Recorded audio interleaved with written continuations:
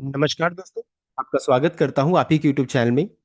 Video को start करने से पहले आप सभी से रिक्वेस्ट करूंगा, अगर अभी तक आपने चैनल को सब्सक्राइब नहीं किया तो इससे request to all of you, please channel को सब्सक्राइब कीजिए। तो चलिए स्टार्ट करते हैं। जहाँ पे देखिए आज हम लोग डिस्कशन करेंगे वो टाटा स्टील शेयर के बारे में, जिसका देखिए अभी भाव चल रहा है 211 का, लगभग 2.69% यहाँ पर गिरावट देखने को मिला। तो गिरावट के पीछे क्या क्या रीजंस है उसको हम लोग मेजर कवर करेंगे। साथ साथ गिरावट में खरीदारी का मौका क्या रह सकता है, इंपॉर्टेंट लेवल क्या रहेगा, कितना डिविडेंड रिकॉर्डेड क्या, सभी चीज़ों को चेक करेंगे। सबसे पहला चीज़ देखिए गिरावट के पीछे रीजन क्या है, वो है मेटल्स में कमजोरी होना। अगर आज आज मॉर्निंग आवर्स में चेक कीजिएगा तो गोल्ड में 0.59, कॉपर में 0.97, सिल्वर में 3% का, पैलेडियम में 1.34% का, प्लैटिनम 1%, एल्यूमिनियम में 2.44%। यानी कि पूरे मेटल्स पैक्स में चेक कीजिएगा तो जबरदस्त बिकवाली देखने को मिल रही है। ये आज का सिनेरियो है। अगर आप फ्राइडे का दिन का अगर आप चेक करते हैं तो सिल्वर में, चांदी में लगभग 9% का गिरावट देखने को मिला था, गोल्ड में लगभग 3% गिरावट था। कॉपर में चेक करते हैं तो वहाँ भी अच्छी खासी बिकवाली, यानी कि मेटल्स में 2 दिनों में चेक कीजिएगा तो अच्छी खासी बिकवाली देखने को मिल रही थी। ये सबसे पहला रीज़न बन रहा है। दूसरा रीज़न है जो अभी सेंटीमेंट है मार्केट का, वो भी काफ़ी नेगेटिव है। यूएस मार्केट में खुद चेक कीजिए, फ्यूचर्स में चेक कीजिएगा तो 417 पॉइंट से गिरावट है। यूएस 500 में देखिए आधा परसेंट का, टेक्नोलॉजी में 0.62%, यूएस 2000 में 0.62%। यानी कि अधिकतर बाजार में चेक कीजिएगा तो बिकवाली संकेत देखने को मिल रहा है, नेगेटिव सेंटीमेंट है। एंड उसका असर देखिए हमारे बाजार में भी, निफ्टी में देखिए गिरावट देखने को मिल रहा है। ये सिचुएशन है बाजार का। बाहर ग्लोबल सेंटिमेंट काफ़ी नेगेटिव है। तो दो रीज़न हम लोगों ने चेक कर लिया। एंड उसके अलावा अभी कि क्या रिजल्ट खराब आया था, तो देखिए रिजल्ट कहीं से भी खराब नहीं था। अगर चेक कीजिएगा कंपनी का सेल्स, वो अभी तक का यहाँ पर हाईएस्ट था। अगर चेक कीजिएगा कंपनी का, अगर हम लोग चेक करेंगे कंपनी का प्रॉफिट 2965 का, तो ईयरली बेसिस में देख सकते हैं ऑलमोस्ट कह सकते हैं डबल हो गया है। एंड क्वार्टरली बेसिस में देख सकते हैं 2730 से बढ़कर के 2965, यानी कि रिजल्ट भी बहुत ही शानदार यहाँ पर देखने को मिला है। तो गिरावट यहाँ होना नहीं चाहिए था, लेकिन चूंकि मेटल्स में बिकवाली है, ग्लोबल सेंटीमेंट खराब होने के कारण गिरावट हो रहा है। साथ ही साथ देखिए अब है कि रिजल्ट तो अच्छा आया था, लेकिन ब्रोकरेज जो रहता है इन्होंने डाउनग्रेड कर दिया। देखिए downgrade after Q4 but Jefferies raises target, तो देख सकते हैं। तो दो चीज़ देख रहे हैं, एक तो टारगेट भी रेस हुआ है कुछ ब्रोकरेज का, एंड कुछ लोगों ने इसे डाउनग्रेड भी किया है। Tata steel expect UK losses to narrow further, although margin in Netherlands business may remain under pressure due to lower volumes and elevated cost। यहाँ पर ये देखने को मिल रहा है। अगर चेक करिएगा तो यहाँ पर देख सकते हैं रिजल्ट के बारे में, तो रिजल्ट देखिए अधिकतर एनालिस्ट का चेक कीजिएगा तो इनका मानना है कि रिजल्ट ने मार्केट एस्टिमेट को मीट किया है, बीट किया है। यहाँ पर अगर चेक करेंगे टाटा स्टील ने रिपोर्ट किया रेवेन्यू ऑफ 63,270, जो कि स्ट्रीट का एस्टिमेट था 63,150 का, यानी इसको मीट किया है। प्रॉफिट को चेक करेंगे तो आया है 2,965, एस्टिमेट था 2751 का, यानी इसको भी मीट किया प्रॉफिट के टर्म्स में भी। एंड एबिटा 9,810 करोड़ का आया है, एक्सपेक्टेशन था 9,719 या 719, यानी इसको भी मीट किया है। तो मार्केट जित बहुत सारे एनालिस्ट हैं उनके एक्सपेक्टेशन को मीट किया है, लेकिन हालांकि कुछ का मानना है कि कुछ जगह पर मिस भी हुआ है। ये चीज़ यहाँ पर तो मिक्स सेंटिमेंट यहाँ पर बन रहा है। हालांकि ओवरऑल अगर रिजल्ट को चेक कीजिएगा तो बहुत ही शानदार है। तो गिरावट के पीछे दो ही रीज़न निकला अभी तक। तीसरा बहुत बड़ा रीज़न बन रहा है वो है आपका ब्रोकरेज का रिपोर्ट। ब्रोकरेज देखिए मिक्स्ड रिएक्शन दे रहे हैं।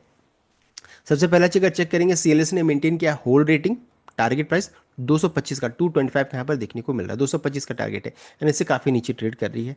नेक्स्ट अगर चेक करेंगे, साथ ही सीएलएस ने एक चीज़ और बोला है कि सीएलएस एक्सपेक्ट करे कि near term profitability to improve in Q1 FY27 due to higher steel prices across geographies, although it sees limited medium-term volume growth until the NINL annual expansion commission in FY30-31, यहाँ पर ये देखने को मिल रहा है। उनका कहना है कि Q1 FY27 का रिजल्ट भी जो रहता है वो भी अच्छा आएगा, इस कारण से उन्होंने होल्ड रेटिंग दिया है। जेपी मॉर्गन ने डाउनग्रेड किया, ये सबसे नेगेटिव हो गया। जेपी मॉर्गन ने डाउनग्रेड किया है, न्यूट्रल रेटिंग रखा है। एंड 220 का देखिए टारगेट प्राइस यहाँ पर देखने को मिल रहा है, 220 का यहाँ पर टारगेट प्राइस यहाँ पर देखने को मिल रहा है।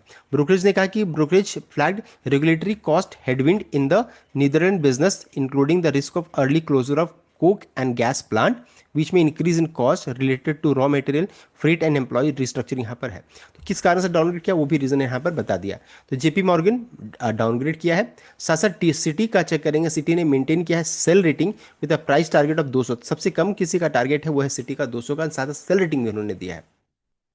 Brokerage remain cautious due to uncertainty around environmental regulation in Netherlands and slower growth visibility beyond FY27। तो देखिए अधिकतर लोगों का चेक कीजिएगा तो नीदरलैंड बिजनेस के यहाँ पर बात कर रहे हैं। तो सबसे कम टारगेट है सिटी का, सेल रेटिंग 200 का टारगेट। गोल्डमैन सैक्स ने न्यूट्रल रेटिंग रखा है 218 का, 218 का प्राइस टारगेट यहाँ पर देखने को मिल रहा है। नेक्स्ट है यहाँ पर जेफरीज ने मेंटेन किया है बाय रेटिंग, सबसे हाईएस्ट प्राइस टारगेट 275 का यहाँ पर रखा गया जेफरीज ने। और Jefferies added that India remains the key driver for stock performance despite continued regulatory issues in Europe.